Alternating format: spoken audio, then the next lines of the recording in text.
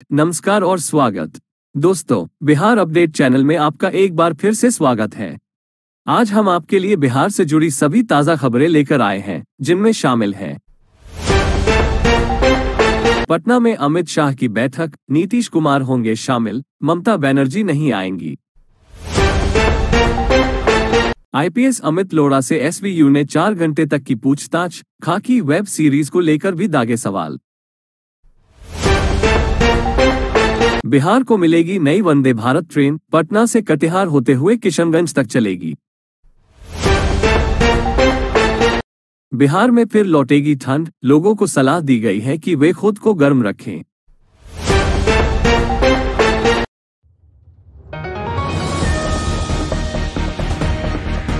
पटना में अमित शाह की बैठक, नीतीश कुमार होंगे शामिल, ममता बनर्जी नहीं आएंगी। केंद्रीय गृह मंत्री अमित शाह आज पटना में पूर्वी क्षेत्रीय परिषद की बैठक करेंगे। इस बैठक में बिहार के मुख्यमंत्री नीतीश कुमार शामिल होंगे, लेकिन पश्चिम बंगाल की मुख्यमंत्री ममता बनर्जी उपस्थित नहीं होंगी। बैठक में पूर्वी क्षेत्र के विकास पर चर्चा होगी, जिसमें बिहार, पश्चिम बंगाल, ओडिशा और झारखंड शामिल है। गौरतलब है कि ममता बनर्जी अक्सर केंद्र सरकार की नीतियों का विरोध करती हैं और उन पर भाजपा की दलाल होने का आरोप लगाती हैं। ये देखना दिलचस्प होगा कि ममता बनर्जी की अनुपस्थिति में बैठक कैसे आगे बढ़ती है। यहाँ कुछ संभावित परिणामों पर एक नजर डालें। विपक्षी दल अपनी चिंताओं को मुखर कर सकते हैं। विपक्षी दल इस बैठक को केंद्र सरकार के खिलाफ अपनी रणनीति बनाने के अवसर के रूप में इस्तेमाल कर सकते हैं। वे बैठक का इस्तेमाल सरकार की नीतियों पर सवाल उठाने और अपनी मांगों को उठाने के लिए कर सकते हैं।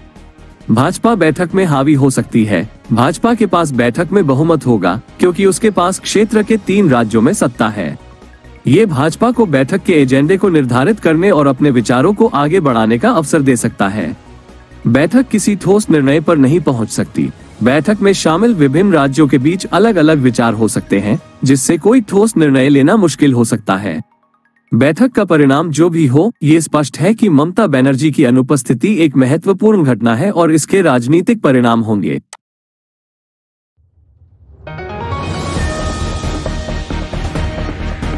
आईपीएस अमित लोढ़ा से एसवीयू ने 4 घंटे तक की पूछताछ, खाकी वेब सीरीज को लेकर भी दागे सवाल। आईपीएस अधिकारी अमित लोढ़ा से विशेष सतर्कता इकाई एसवीयू ने कल 4 घंटे तक पूछताछ की। एसवीयू लोध के खिलाफ भ्रष्टाचार के आरोपों की जांच कर रही है। अमित लोढ़ा एक 1998 बैच के भारतीय पुलिस सेवा (IPS) अधिकारी हैं, जो वर्तमान में बिहार पुलिस में महानिरीक्षक (IGP) के पद पर कार्यरत हैं।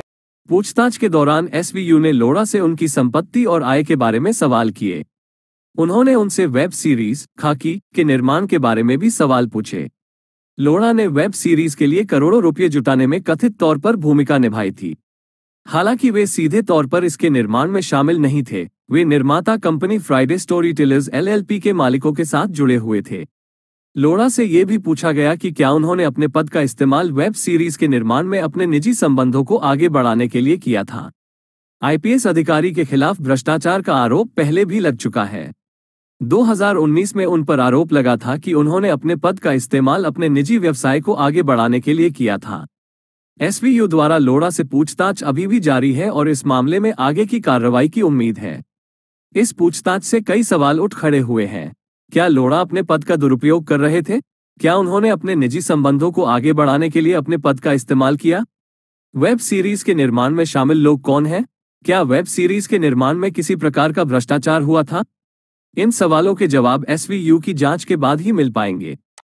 आईपीएस अमित लोढ़ा से एसवीयू ने 4 घंटे तक की पूछताछ, खाकी वेब सीरीज को लेकर भी दागे सवाल। बीते दिन आईपीएस अधिकारी अमित लोढ़ा से स्पेशल विजिलेंस यूनिट (SVU) ने करीब 4 घंटे तक पूछताछ की। एसवीयू अमित लोढ़ा के खिलाफ लगे भ्रष्टाचार के आरोपों की जांच कर रही है। इस पूछताछ के दौरान लोढ़ा से वेब सीरीज खाकी के निर्माण के लिए करोड़ों रुपये के इंतजाम के बारे में भी सवाल पूछे गए। हालांकि वेब सीरीज के निर्माण में लोढ़ा की सीधे तौर पर कोई भूमिका नहीं है, लेकिन निर्माता company Friday story tellers LLP के मालिकों के साथ उनके संबंधों को लेकर सवाल उठाए जा रहे हैं। एसवीयू ने लोढ़ा से उनकी आय और व्यय के बारे में भी पूछताछ की। साथ ही उनसे ये भी पूछा गया कि उन्होंने अपने पद का इस्तेमाल करके किसी को अनुचित लाभ पहुंचाया है या नहीं। पूछताछ के बाद लोढ़ा ने मीडिया से बातचीत में कहा कि वो एसवीयू के साथ सहयोग कर रहे हैं और पूछे गए सभी सवालों का जवाब दिया है। उन्होंने कहा कि उन्हें भरोसा है कि जांच में उनकी बेगुनाही साबित होगी। लोढ़ा के खिलाफ भ्रष्टाचार के आरोपों ने बिहार के राजनीतिक गलियारों में हलचल मचा दी है। विपक्षी दल इस मामले को लेकर सरकार पर हमलावर हैं और मांग कर रहे हैं कि लोढ़ा के खिलाफ कड़ी कार्रवाई की जाए। अब देखना यह होगा कि एसवीयू की जांच में क्या सामने आता है और क्या लोढ़ा के खिलाफ कोई ठोस सबूत मिलता है।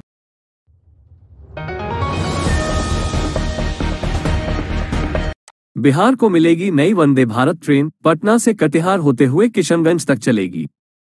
बिहार को मिलेगी नई वंदे भारत ट्रेन, पटना से किशनगंज होते हुए चलेगी। भारतीय रेलवे बिहार के लिए एक नई वंदे भारत ट्रेन शुरू करने की योजना बना रहा है। ये ट्रेन पटना से किशनगंज होते हुए न्यू जलपाईगुड़ी तक चलेगी। ट्रेन में 16 कोच होंगे, जिसमें 12 एसी और 4 सामान्य कोच होंगे। ये ट्रेन 9 घंटे में 471 किलोमीटर की दूरी तय करेगी।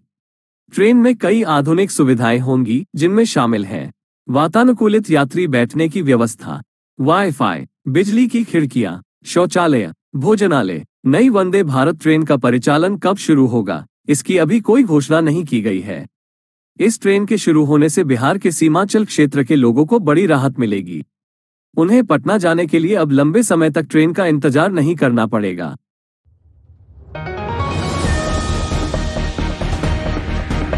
बिहार में फिर लौटेगी ठंड, लोगों को सलाह दी गई है कि वे खुद को गर्म रखें।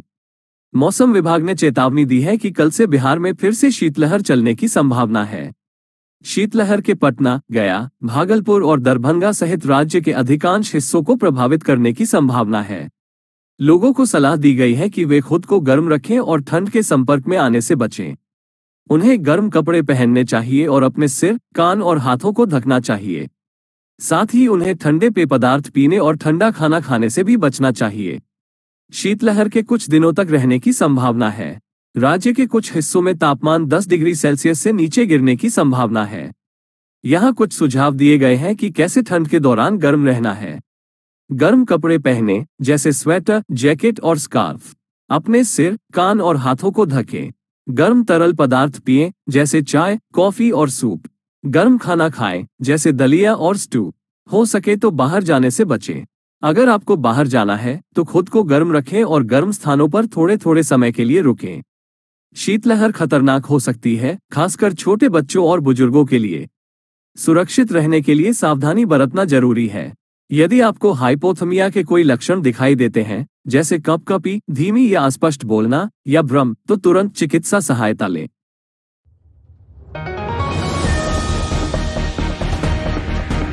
आज की अन्य खबरें। पटना में बीजेपी नेता की हत्या। बिहार में शिक्षक भर्ती घोटाला, एक और गिरफ्तारी। बिहार सरकार ने किसानों के लिए नई योजना शुरू की। आप बिहार अपडेट चैनल पर बिहार की सभी ताज़ा खबरों के लिए बने रहें। नोट: सभी खबरों को सटीकता और संतुलन के साथ प्रस्तुत किया गया है। हम किसी भी व्यक्ति या संगठन को नुकसान पहुंचाने का इरादा नहीं रखते हैं।